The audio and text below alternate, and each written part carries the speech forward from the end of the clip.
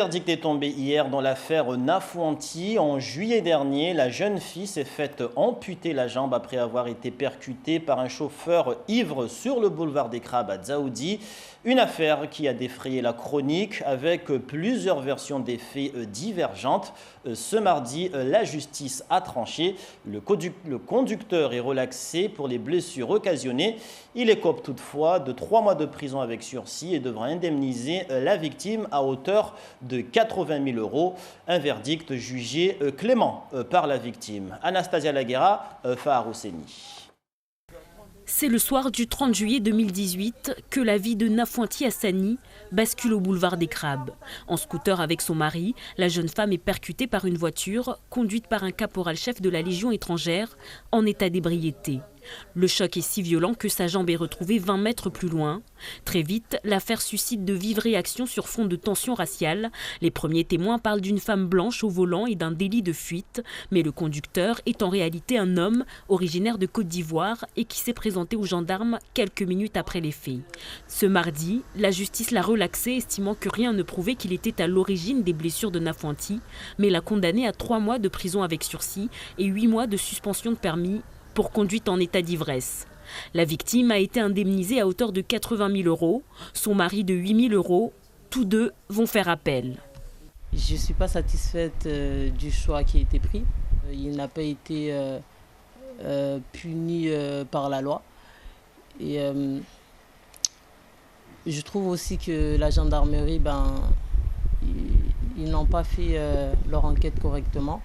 En réalité, 80 000 €, ça ne changera rien en fait. Mais parce que c'est pas ça qui fera revenir ma jambe et peut-être avoir une meilleure vie, mais ça ne changera pas grand-chose pour moi. Pour mon fils, je trouve inacceptable, parce qu'il n'a pas été indemnisé. Me tenir debout, aller nager, courir, jouer avec mon fils. Enfin, faire le ménage toute seule, faire à manger, il y a beaucoup de choses qui changent et c'est toute une vie en fait entière qui est bouleversée. La vie maintenant est devenue vraiment difficile pour elle et pour moi parce que moi quand je vois ça, je n'arrive pas à supporter. Quand je suis à la maison, j'arrive à lui donner un coup de main, mais quand je ne suis pas là, c'est-à-dire pour elle, c'est très très compliqué.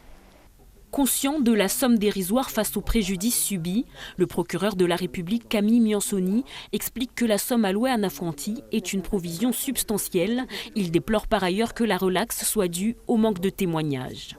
Le tribunal n'a pas eu en face de lui suffisamment d'éléments objectifs pour dire si c'est le conducteur de la voiture ou le scooter qui avait dévié de sa voie. Vous savez, tout le débat était là. Et si j'ai souhaité que ce débat soit public, c'était justement pour enlever toutes les ambiguïtés. Un tribunal, ce n'est pas un procureur. Moi, j'ai fait le choix de poursuivre.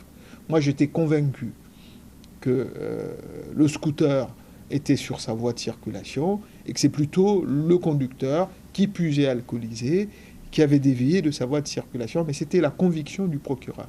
Le tribunal, lui, est dans une position d'arbitre, et donc il faut des éléments objectifs, c'est le sens des appels à témoins qui avaient été lancés. Jointe au téléphone, l'avocate de la victime, Élise Marchand, explique avoir eu connaissance tardivement de 2 témoins, 2 personnes se trouvant dans un véhicule derrière le scooter de Nafouanti et son mari au moment des faits. Ils auraient vu la voiture du militaire zigzaguer avant l'accident. Ils seront entendus